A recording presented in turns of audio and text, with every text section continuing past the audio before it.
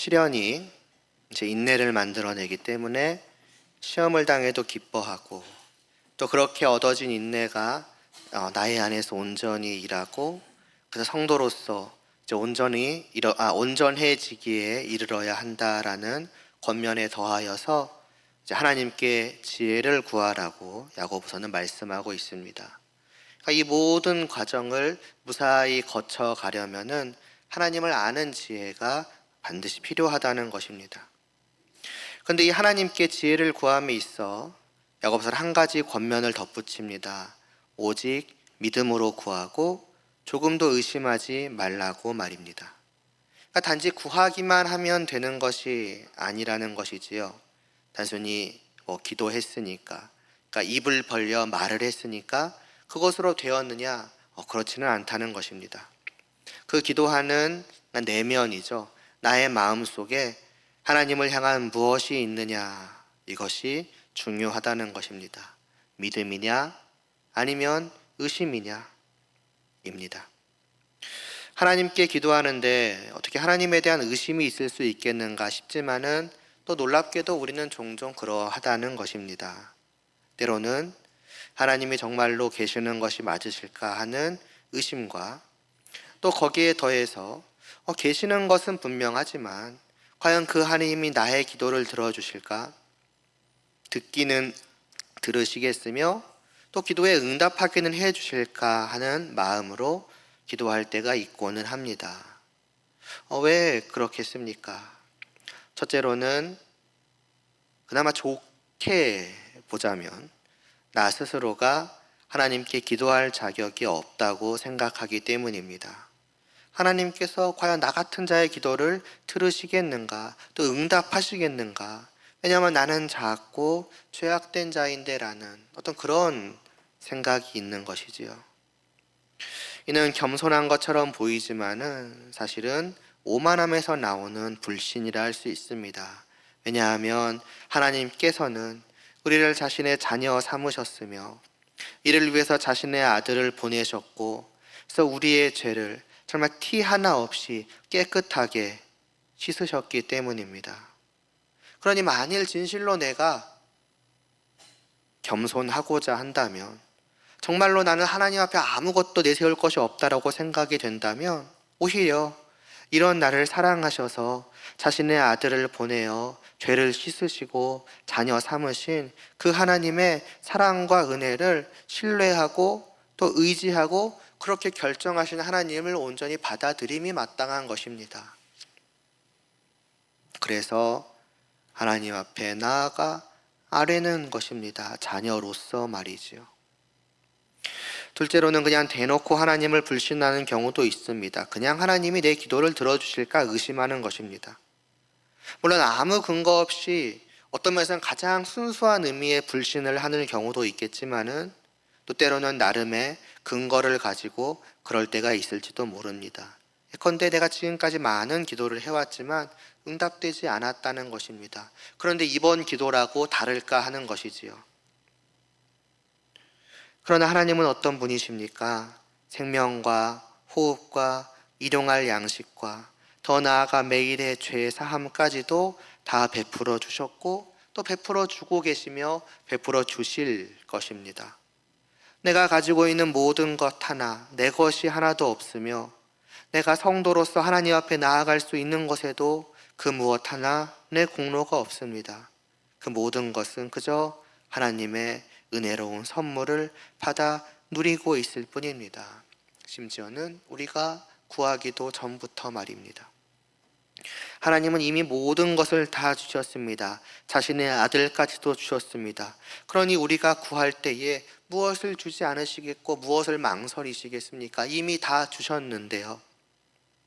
그러함에도 때로 우리의 기도가 응답되지 않는 것처럼 여겨진다면 두 가지 정도로 생각을 해볼 수 있습니다. 하나는 하나님께서는 우리의 아버지로서 우리에게 결코 악하고 나쁜 것을 주지 않으시는 분이시라는 것입니다. 우리가 설령 그릇된 것을 구한다고 하여도 선한 것으로 바꾸어서 주시는 분이시라는 것입니다. 또 하나는 하나님은 아버지이시면서 동시에 왕이요 주인이십니다. 모든 것은 그분께서 정하신 때가 있으며 그분께서 정하신 방법이 있습니다. 홀로 지혜로우신 그 주권자의 뜻과 계획 속에 우리의 기도는 가장 선하게, 심지어는 우리가 바라는 것 이상으로 응답되는 법이니 당장에 응답되지 않는다 하여도 이미 되어진 줄로 알고 신뢰하고 기다리는 것이 진실로 하나님을 아는 자가 하나님을 믿는 믿음으로 드리는 기도이며, 그러한 믿음을 가지고 그러한 신뢰를 가지고 계속해서 기도하는 것이 성도가 드리는 모든 기도여야 할 것입니다.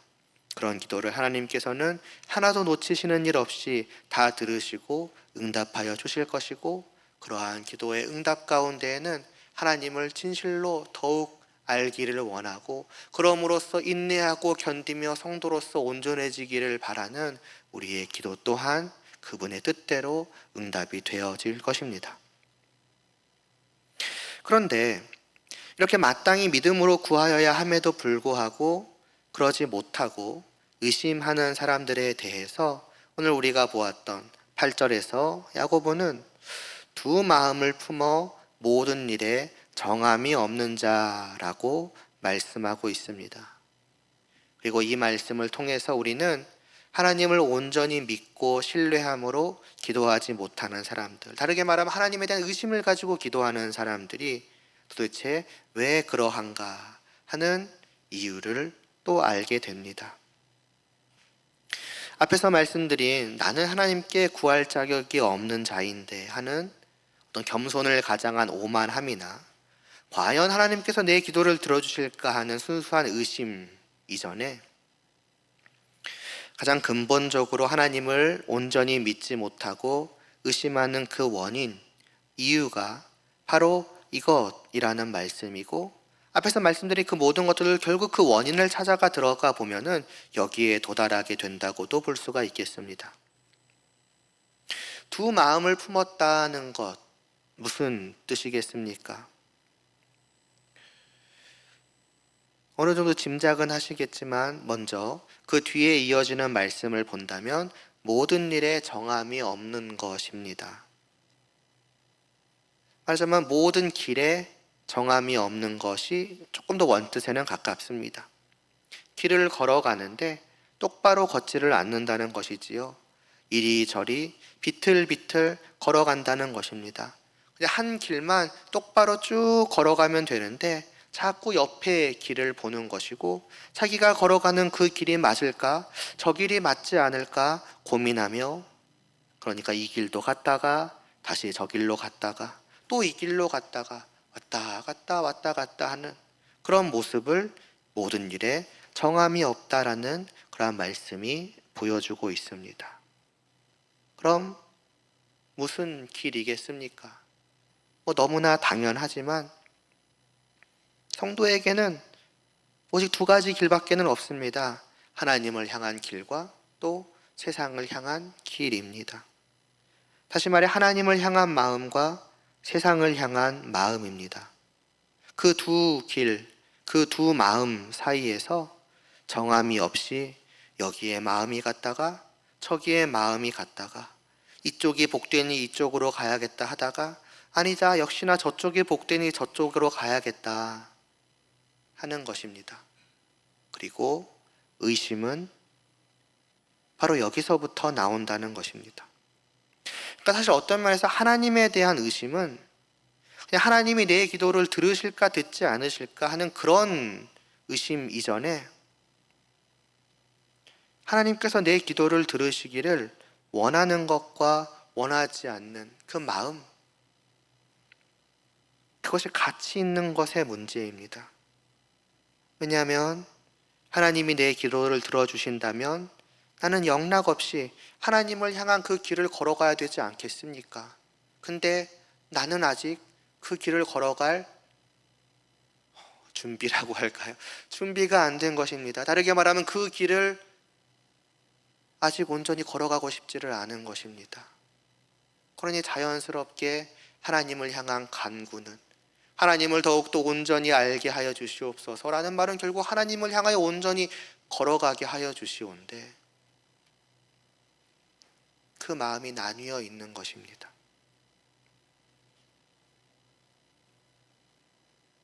지혜를 구하는 것으로 돌아가서 지혜를 구하는 기도를 믿음으로 드리는 사람이 있는 반면에 의심으로 드리는 사람이 있습니다. 믿음으로 드리는 사람은 당연히 하나님께서 들어주시고 그러주실 것을 신뢰하는 마음을 가지고 그리고 거기에 더하여서 진실로 그 지혜를 원하는 오직 그 하나의 마음을 가지고서 드리는 것입니다. 반면에 의심으로 드리는 사람은 단지 과연 내가 지혜를 구한다고 주실까 하는 의심이 아니라 아직 그 정도로까지 지혜를 원하지는 않는 것입니다. 아예 지혜를 원하는 마음이 없다고는 볼 수 없지만은 그러나 나는 이것이 부족한데 나에게는 이것이 꼭 있어야 하겠다 하는 그 정도로까지 원하는 마음도 아닌 것입니다. 그럼에도 불구하고 말씀을 들었으니 또 생각하기에 필요한 기도로 보이니 하는 것입니다.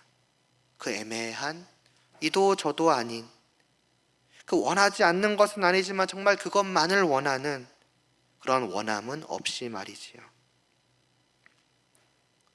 과연 우리들 자신은 어떠한지 한번 돌아보실 수 있기를 바랍니다.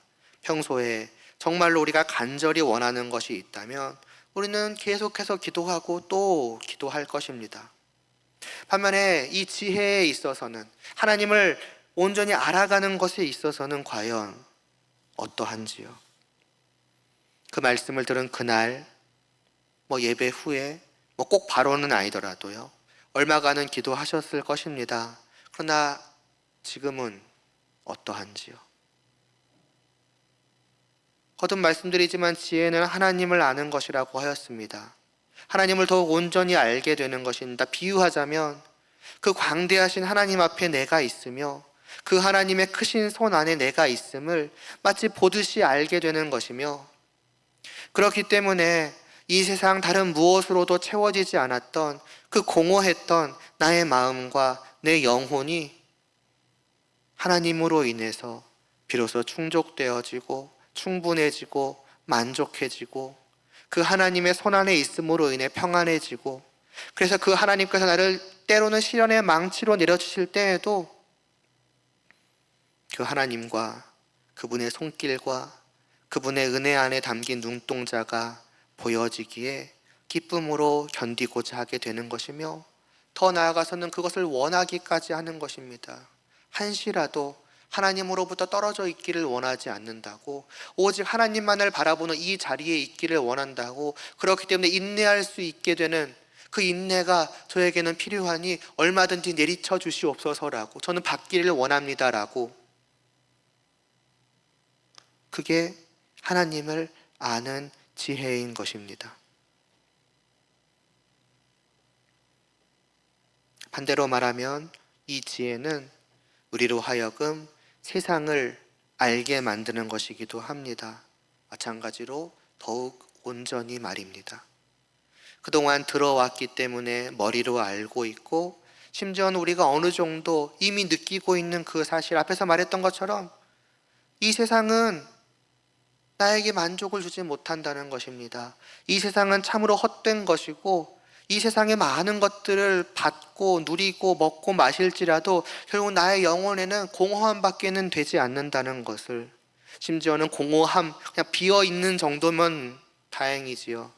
죄악으로 나를 가득 뒤덮기까지 한 것이 이 세상이라는 그 말씀으로 들어왔던 그 사실이 점점 더 뚜렷하고 점점 더 분명하게 내 눈에, 맞아요, 내 믿음의 눈에 보여지는 것입니다. 그렇기 때문에 점점 더 그 세상을 멀리하게 되어 가겠지요. 뻔히 보이니까요. 그게 이 지혜의 또 다른 면일 것입니다. 한편으로는 하나님을 알게 만들고 그만큼 세상을 알게 만드는 것이지요. 그래서 이 지혜는 자연스럽게 성도로 하여금 분명한 선택을 하도록 합니다. 분명하게 정하도록 합니다. 어느 쪽을 선택할지, 어느 쪽에 설지, 어느 쪽에 길을 걸어갈지 말입니다. 그래서 그 걸음에 망설임이 없도록 만들고 그 걸음이 이리저리 비틀거리지 않도록 만듭니다. 그게 지혜입니다. 우리의 삶은 쉴 새 없이 흔들립니다. 6절에서 말씀하는 것처럼 바람에 밀려 요동하는 바닷물결처럼 말씀을 들으면 하나님 쪽으로 흔들리는 것 같다가도 또 막상 세상을 바라보며 세상의 말들을 듣고 경험하면 그쪽으로 흔들리기도 합니다. 그러니까 이전에도 계속해서 말씀드려왔던 것처럼 지혜가 필요한 것입니다. 다른 무엇보다도 말입니다. 흔들리는 삶이 우리로 하여금 무엇보다 다른 모든 것들보다도 지혜의 필요성을 절실하게 깨닫게 만듭니다. 하나님을 알고 세상을 알아서 이제는 내가 흔들리지 않고 확실하게 어느 한쪽을 정하고 걸어가야 하기 때문입니다. 그런 우리의 기도의 내용은 어떠하냐는 것입니다. 지혜를 구하고 또 내 삶을 돌아보고, 그러니까 다시 지혜를 구하게 되고 또 내 삶의 부족함을 보게 되고, 그러니 더 지혜를 구하게 되고 하기보다는 어느새 그 지혜의 문제는 내 관심 밖으로 밀려나기 시작하고 다른 것이 우선이 되고 있지는 않은지요. 하나님께 기도함에 있어서 말입니다. 내 인생이 쉴 새 없이 흔들리고 있음에도 불구하고 마치 그거는 나중 문제라는 것처럼 지혜는 우리의 관심 밖으로 밀려나 있지는 않는가 하는 것입니다. 그럼 그 자리를 도대체 무엇이 차지하냐는 거죠. 무엇이 하나님을 아는 것보다 중요하고 무엇이 세상의 헛됨을 분명히 아는 것보다 중요하며, 그래서 무엇이 오직 하나님께로 시선과 발걸음을 고정하고 걸어가는 것보다 중요하기에 하나님을 온전히 알게 하여 주시옵소서라고 하는 그 지혜를 구하는 것이 뒤로 밀려나 있는다는 말입니까? 그러한 나의 모습이 보여주고 있는 것입니다. 나는 지혜를 원치 않는다는 그 사실을 말입니다. 말하자면 하나님을 더욱더 알아가는 것을 꺼려하는 것이고 두려워하는 것이고 망설이는 것입니다. 하나님을 바라보며 살게 될까봐 머뭇거려지는 것입니다. 세상을 진실로 알게 되고 세상이 주는 쾌락이 진실된 기쁨과 만족이 아니라 헛된 것임을 알게 되는 것이 두려워지는 것입니다. 세상을 버리게 될까봐 꺼려지는 것입니다. 입으로는 하나님과 함께하는 복됨을 말하고 입으로는 세상의 헛됨과 죄악됨을 말하지만 마음으로는 하나님과 함께하는 그 복됨을 멀리하고 또 마음으로는 그 세상의 쾌락을 차마 놓지를 못하는 것입니다. 그런 내가 어찌 주님께 지혜를 얻기를 바랄 수가 있겠습니까? 그래서 7절에서 말씀하는 것입니다. 그런 사람이라면 무엇이든지 죽기 얻기를 생각하지 말라. 다르게 말하면 과연 그런 사람이 그런 마음으로 드리는 그러한 기도가 주님의 응답으로 올 수 있겠는가 생각해 보라 하는 것입니다. 지혜뿐만이 아닙니다. 모두 무엇이든지입니다.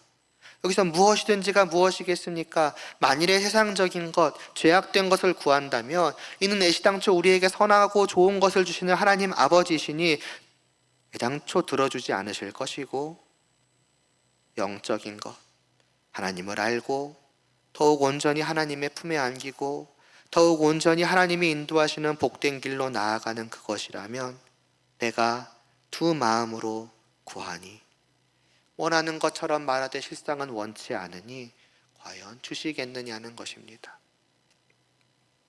그래서 이 시간을 통해서 다시 한번 우리의 마음을 돌아볼 수 있기를 바란다고 말씀을 드린 것입니다. 과연 내 마음의 진실된 모습은 어떠한지를 들여다볼 수 있기를 원합니다. 언제까지나 정함이 없는 이 두 마음으로 이 길과 저 길을 오갈 수는 없지 않겠습니까?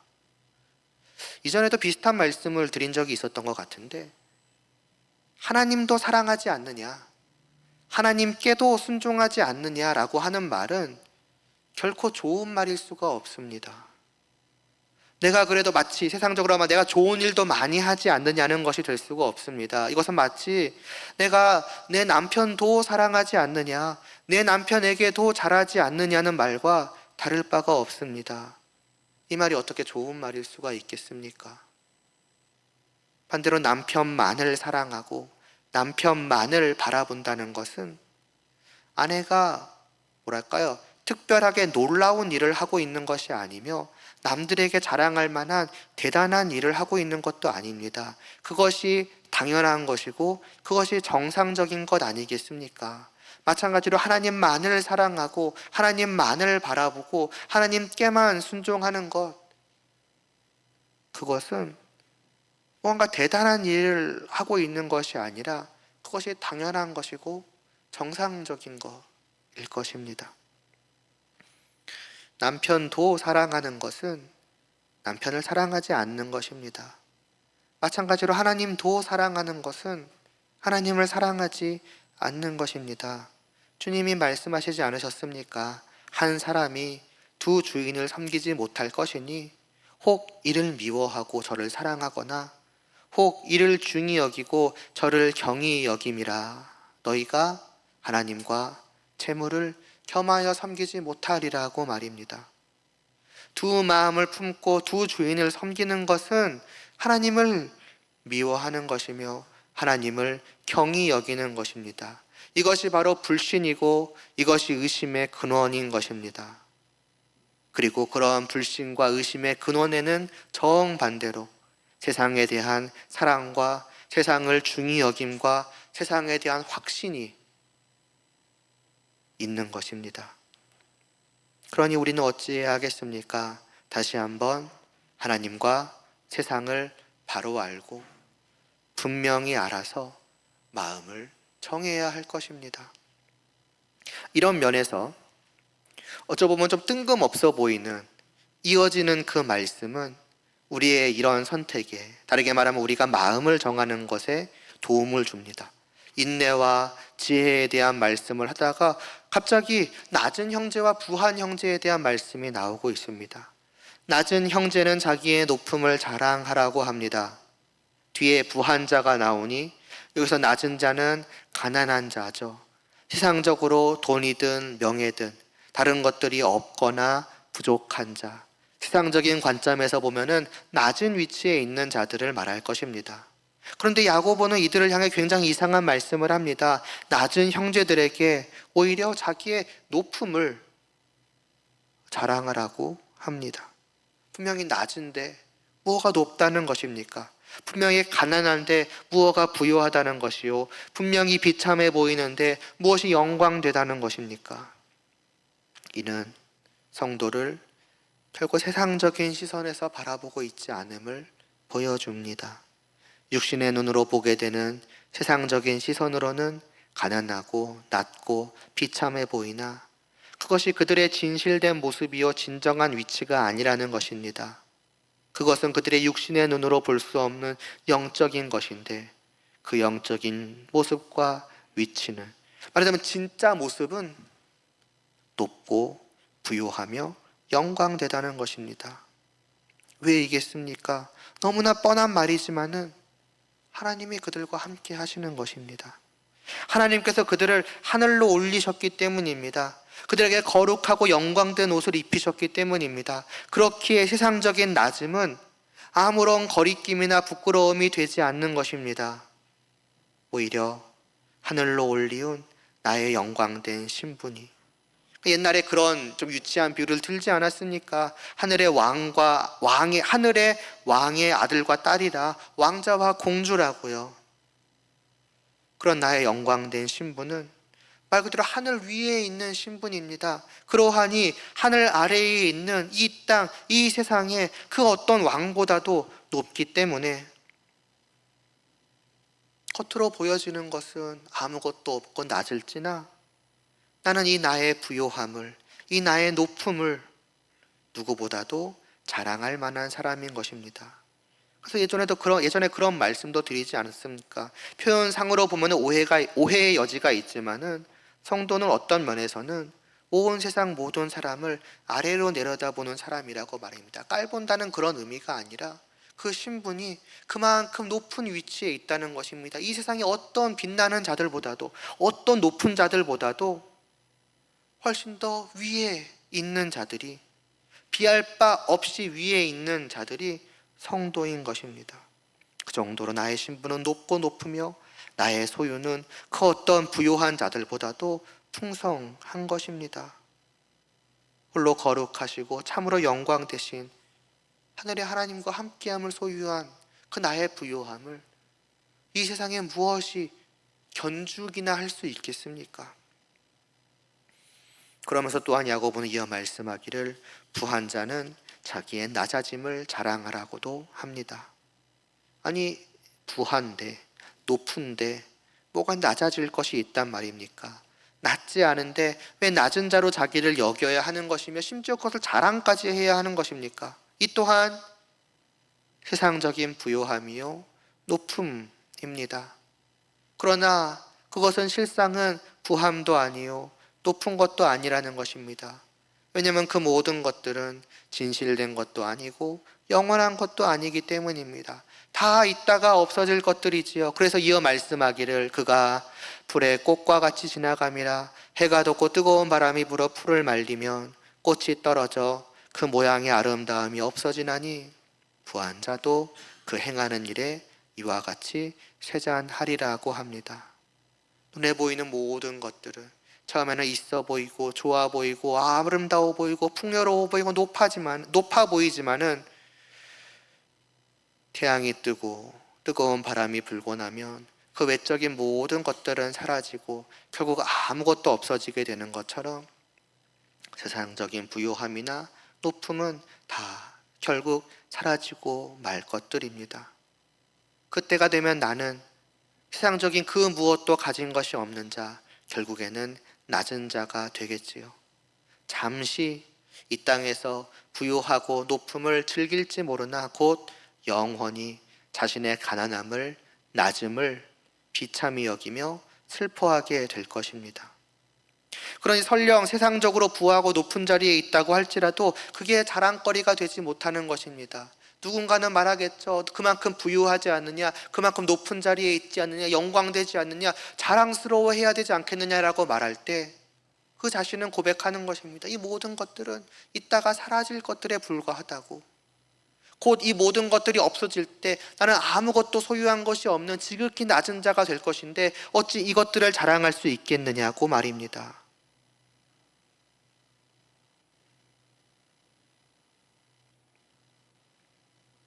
그런데 그러한 사실을 아는 그는 오히려 자랑할 것이 생깁니다. 내가 다른 것이 자랑할 것이 있다라고 말을 하는 거죠. 이해가 되지 않을 것입니다. 아니, 다 있다가 사라질 것들이라면서 무엇을 자랑하겠다는 건데 할 때에 그는 말하는 것이지요.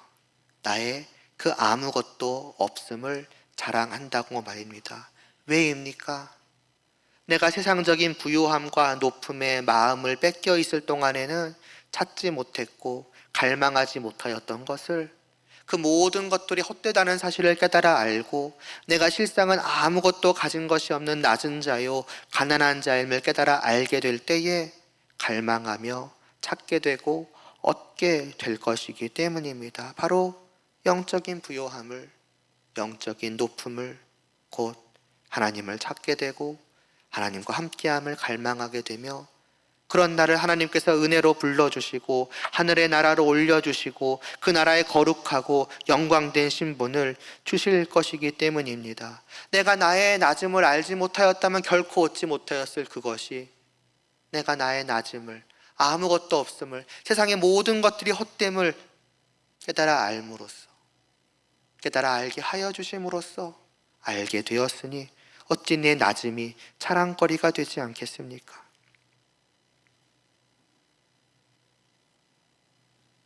그런 것입니다. 이러한 사실을, 이러한 말씀을 우리가 다시 한번 믿음으로 받고 혹여나 나뉘어져 있었던 우리의 두 마음이 이제는 한 마음이 될 수 있기를 바랍니다. 다시 한번 이 말씀을 통해 하나님을 알고 정말 세상을 알아서 둘 사이에 어느 쪽을 선택할지를 정하지 못하고 갈팡질팡하고 있던 우리의 마음을 확실하게 정할 수 있기를 바랍니다.